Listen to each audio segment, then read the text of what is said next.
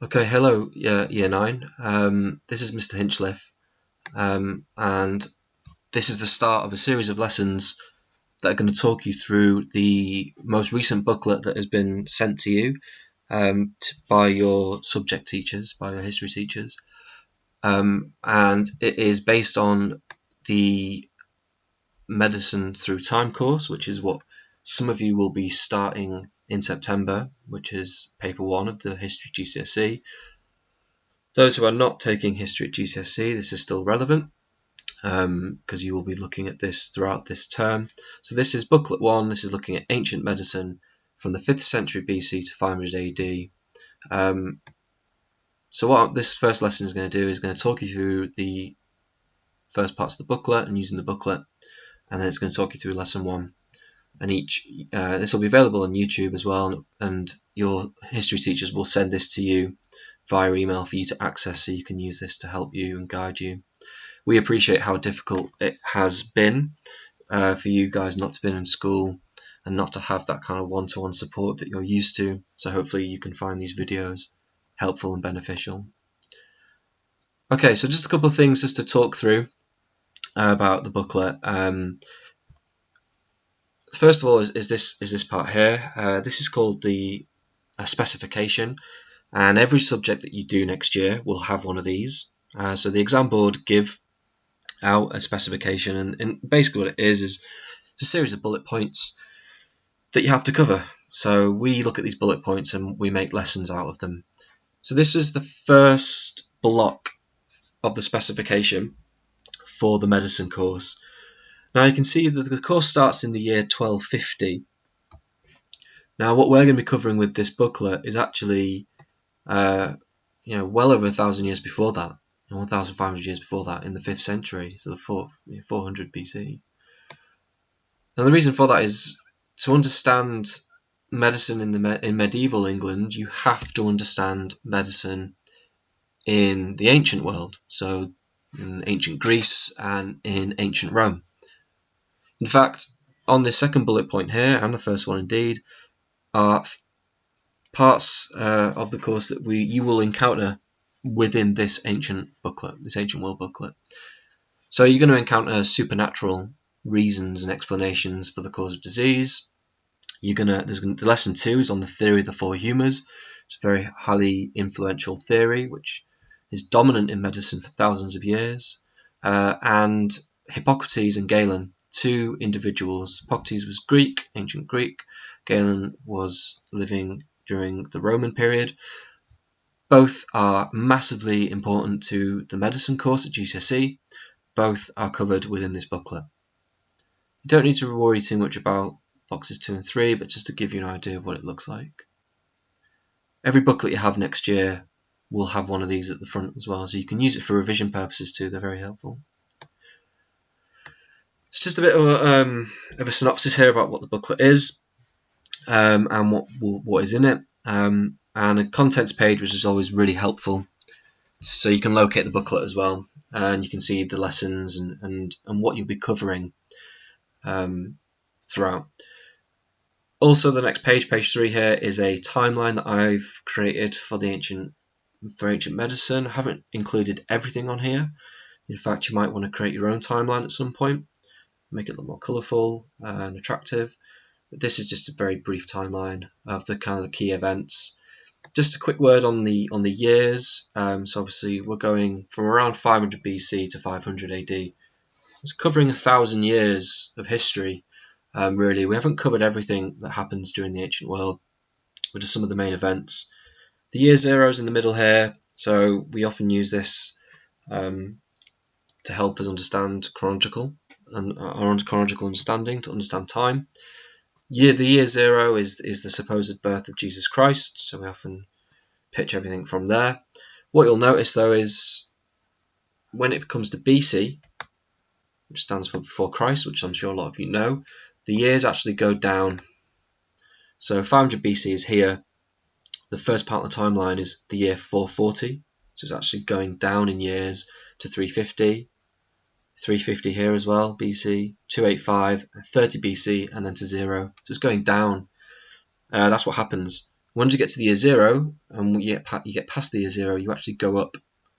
So 0, 117, 130, 476, 500, all the way to now, to the year 2020. So just some students find this quite difficult at first, but just to think, BC you go down to 0, and then from 0 you go up to AD, not after death, but Anno Domini in Latin for after the Lord, so after Jesus. Domini meaning dominus, dominus meaning the word to be a master, to dominate. Right, to lesson 1 then. So, how were people treated at the Asclepion? Learning objective today is to explain the coexistence, this is the key word, the coexistence of natural and supernatural ideas in Greek medicine. The idea, we've already come across the word supernatural, in the specification, so already in lesson 1 it's becoming quite an important part.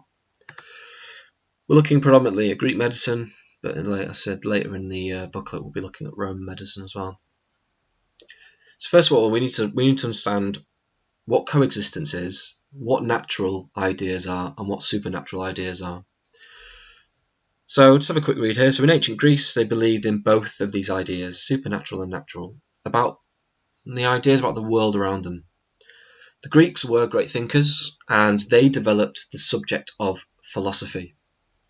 Now, philosophy is the idea of asking questions about who we are, what we're doing here, what's the meaning of life, and the Greeks started to ask these questions. They were fascinated about the world around them. So they started to ask questions about how the human body works. How do we become ill? How do we, once we're sick, how do we get well again? Sometimes your body just obviously heals itself, and the Greeks were fascinated by it. So they started to ask questions about it. How does it happen? Why does it happen? And what they come up with is basically that there are supernatural ways of understanding the world, and there are natural ways of understanding the world as well. So there's 2 images here to prompt your kind of thinking about what these 2 ideas are.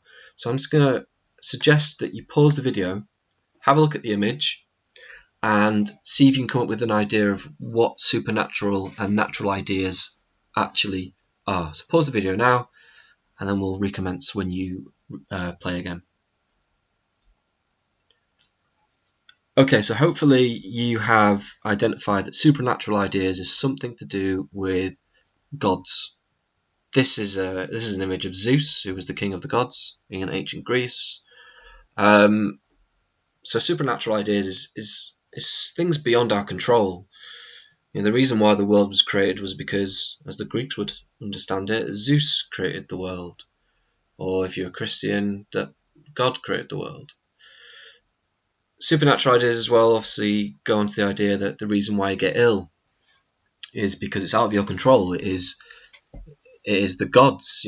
Quite often in the ancient world, if somebody had a condition like epilepsy, it was often considered that they were cursed. The gods had cursed them. Alternatively, if there was a thunder and lightning storm, it was because Zeus was angry there with his huge lightning bolt. Or if there was a storm at sea, it's because Poseidon, the Greek god of the ocean, was also angry as well. So supernatural kind of explains the unexplainable, really, which is why the kind of idea of ghosts is a supernatural phenomenon, and no one can explain it. Therefore, it is out of our control, it is out of our explanations and understanding. Therefore, it is a supernatural idea. Natural, though, on the contrary to that, is it can be explained. And there's a very rational reason for something happening. You're sick because you ate too many sweets, or you're sweating because it's really hot outside, or you're shivering because you've got a fever. These kind of ideas, natural ideas.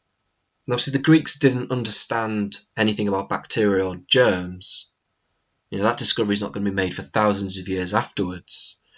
But they did have an idea that the world around them had an impact on their lives, and it was the reason for why people got ill and how they could treat it. and the body worked based on natural ideas rather than supernatural. But the most significant thing is that the Greeks believed in both of them. They didn't just believe that the gods controlled everyone's lives.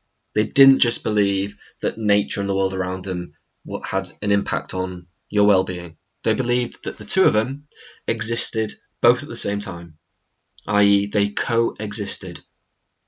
Both ideas were used by many Greek philosophers, Greek doctors, Greek physicians, Greek thinkers. Okay, so this is the coexistence of ideas. And it's going to be really important to understand the coexistence throughout the medicine course, throughout this ancient booklet as well, for those still studying history in Year 9. So this is just basically what I've kind of talked about, but it is worth reading as well. It just gives you some information there and some writing. Okay, so we're going to focus, though, on this idea of Asclepion. Now, the Asclepion is a place, and it is based upon the Greek god of healing, Asclepius. So, from around 350 BC onwards, so 350 years before the supposed birth of Jesus Christ, there was around 300 temples built and dedicated to the Greek god of healing, Asclepius. You could find them on the mainland, on the Greek mainland, in Athens, Sparta, on the Peloponnese, and the Greek islands as well. For anyone who's played Assassin's Creed Odyssey, you can visit one of the temples of Asclepius as well on the mainland. So the Asclepion basically was where you would go if you wanted to be healed. So kind of like an early form of hospital, but ultimately it is a temple, and they don't have doctors there. They have priests who worship Asclepius. Okay, and these priests would believe in both supernatural and natural thinking to treat their patients. The Asclepius would look like this. Asclepion, would look like this. So this is a kind of visual representation. The temple is here in the middle. The temple of Asclepius. There was baths, public baths as well, for you to bathe in, to wash yourself. The abaton, which we're going to look at in a sec, and the stadium. Okay, obviously the Olympic Games started in Greece. In ancient Greece, you know, they were very big on kind of your bodily physique and keeping in shape. This is Asclepius, so this is a statue of Asclepius himself. You'll notice he's got his stick or rod, as it's sometimes referred to as, and the snake, which is wrapped around it. Now, you might recognise it, and it wouldn't surprise me if you do, because the stick or rod with the snake wrapped around it has become a worldwide symbol for healing, for medicine, ambulances, pharmacies. You'll notice a lot if you go into Europe, a lot of the time the pharmacies and ambulances have this stick with the snake wrapped around them. They definitely have it in the United States. But also, which is quite relevant to what's going on now with the coronavirus, is the World Health Organization, or the WHO, their flag, if you look it up, their flag has the rod with the snake wrapped around it, and also the British Medical Association, or the BMA, which you may have read about when you're reading the news. They also have the symbol of Asclepius as their kind of symbol as well. So it's really important. It's really significant, and just shows you the kind of influence that the ancient Greeks have had on medicine. Okay, so to the activity then, the main activity. So if you were ill and you were in ancient Greece, like I said, you would make your way to your local temple of Asclepius, to the Asclepion, and you would take part in a series of events in order to get yourself cured and healed. So the 4 boxes here are mixed up: A, B, C, and D. The first thing and the most important thing that we want to do is we want to identify elements of coexistence. So both supernatural and natural thinking taking place and happening. So my advice to you, if you're doing this obviously on the Word document, which many of you will be, if not, if you've obviously got a physical copy because you've asked for one, is to use a highlighter, obviously just to highlight both of these here. Okay, so supernatural and natural thinking. So what you need to do is you need to read through the box and just identify where you see these different elements. So we'll look at box A together. So what you would do at the Asclepion is you would sacrifice an animal, which is quite common, to basically, it's like a gift to the gods, if you wanted something in particular. So obviously here you're sacrificing an animal, a lamb or a goat. You're doing it in front of the enormous statue of Asclepius that would have been in the temple, as shown on the image on the right here. Yeah. Or you would offer them, if you couldn't afford to sacrifice a lamb or a goat, that was quite a big sacrifice, you might offer them something smaller like honey cakes, which was a popular cuisine at the time in Greece, and you leave them on the altar. You leave them for the god. Think about leaving carrots and mince pies out for Father Christmas and Rudolph on Christmas Eve. Kind of a similar kind of idea. In the hope, you hope that Father Christmas will give you presents. At the Asclepion, you hope that Asclepius is going to heal you. He's not going to heal you if you don't give him a sacrifice. Why should he? He's a god. He needs something in return. Okay, so have we got any elements of natural thinking here? The world around us impacting it? Absolutely not. This is all supernatural. You're sacrificing an animal in the hope that the gods, and in this case Asclepius, will answer your call and he will heal you. So sacrifice an animal. You don't need to highlight every single bit or offer honey cakes to the god. Okay, that's an element of supernatural. What you need to do then is you need to go through boxes B, C and D and again find evidence for either supernatural and natural. There might be both in one box, which is what you should find as well. Okay, so again I recommend that you pause the video and then you are able to identify the correct things there. Okay, so what you should have done is you should have gone through obviously the rest of the boxes. If we just look at B here, we'll look at C first. Okay, so you take part in a series of religious ceremonies. This is supernatural. But then you go to the Abaton, which you can see on the map above, and you go to sleep.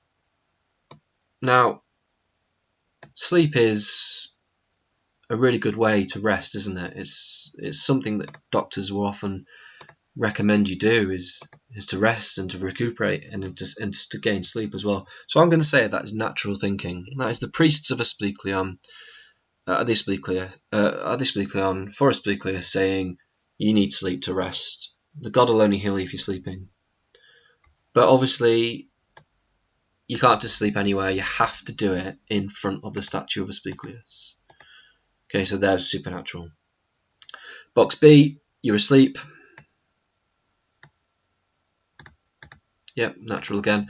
The god, so while you're asleep, the god and his daughters will visit the patient in a dream, and they would either heal you with the help of a snake that would have supernatural powers and lick your eyes, or they would tell the priests how to heal you. This is all supernatural. It's the idea that Asclepius comes to you in a dream and he heals you, or basically he tells the priests how to do it when they're dreaming. So supernatural. Finally, take a series of baths. Yep, absolutely. This is a natural, The key to kind of health is to be clean. Yeah. And exercise in the stadium to be made pure as well. Avoid food and drink. Some people often say you should run before you eat. You burn more calories. So again, this kind of idea of natural thinking as well. Okay, so you can see, it's dominated more by supernatural thinking, but there is definitely elements of natural going on at the Asclepion as well. Now the last activity is for you to put this in the correct order then.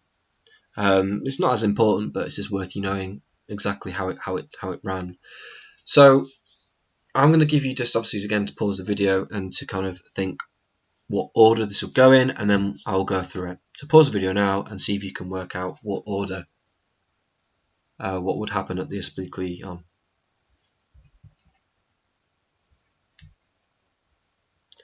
Okay, so the first thing you would do when you got to the Asclepion, you would have a bath. You can't be seeing the gods if you're unwashed and you're impure. Yeah, so you got to sweat out an exercise in the stadium. You've got to take a series of baths. You've got to be clean and ready to enter the temple. And this is quite common, isn't it? A lot of religions believe in kind of cleaning yourself before you pray and worship, and the Greeks were no different. So once you've cleaned yourself, you're fresh. You obviously go to the Asclepion. Then you're going to sacrifice the animal. So you're going to get the god's attention, or you're going to provide the honey cakes, whatever you're kind of doing, whatever gift you're giving to the gods. Then you're going to take part in the religious ceremonies. Then you're going to go to sleep in the abaton in front of the statue of Asclepius. And then finally, when you're asleep, he's going to heal you. Hopefully he's going to heal you. EACB.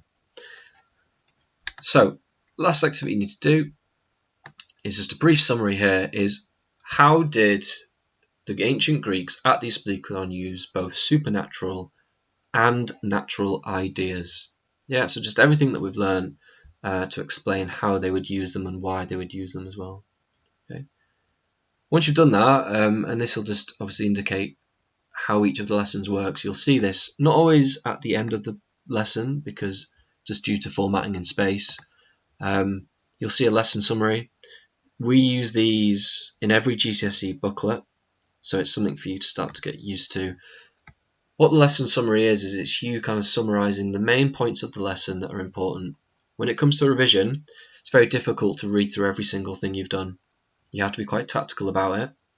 So what we do is we recommend you have lesson summaries that you can kind of go over and go, Asclepion, oh yeah, I remember it was, this. The best way to do it is to read the learning objective. What was the whole purpose of the lesson? What were we trying to get you to think about? And we want you to think about coexistence of natural and supernatural ideas. So that's what you should base your lesson summary around. So I would start it off, and I'll do the first one for you. I would start it off with, the ancient Greeks, both supernatural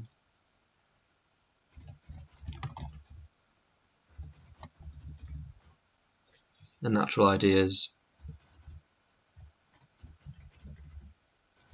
about illness. I believed in both.